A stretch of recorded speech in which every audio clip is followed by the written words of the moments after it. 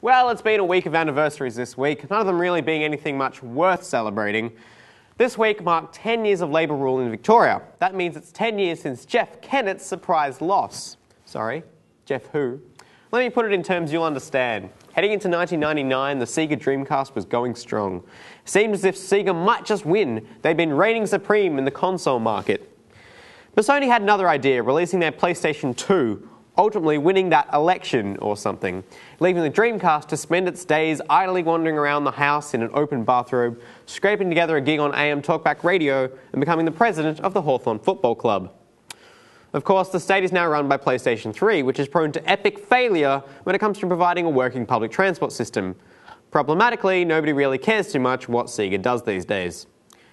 It's a happy first birthday to the global financial crisis, which began a year ago with the collapse of the financial giant Lehman Brothers. We did bake a cake, but it collapsed.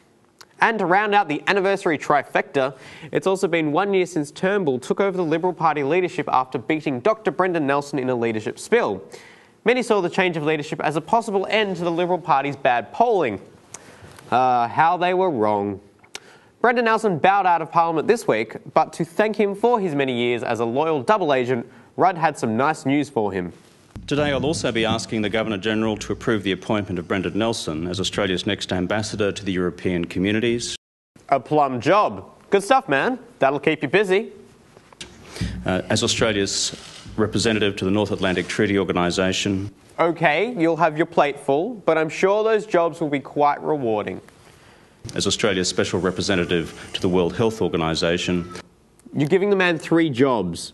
I know you were political opponents and all, but give the man a break.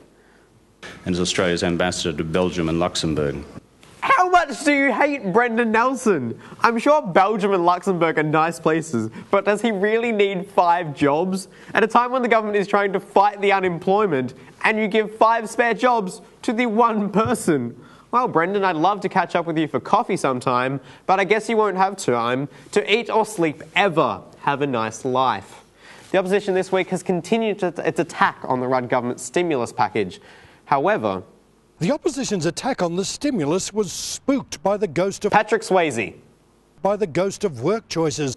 Fair enough. Well, yeah, the government is now claiming the opposition may still want to see a return of the highly unpopular individual work contracts. I'm not ruling it in or out. So, Turnbull remains indecisive. A good look for a politician. Why you'd even toy with the idea of hanging on to policy that many people think lost Howard the election in 2007 is beyond me. Although I think Wilson Tuckey knows what's what.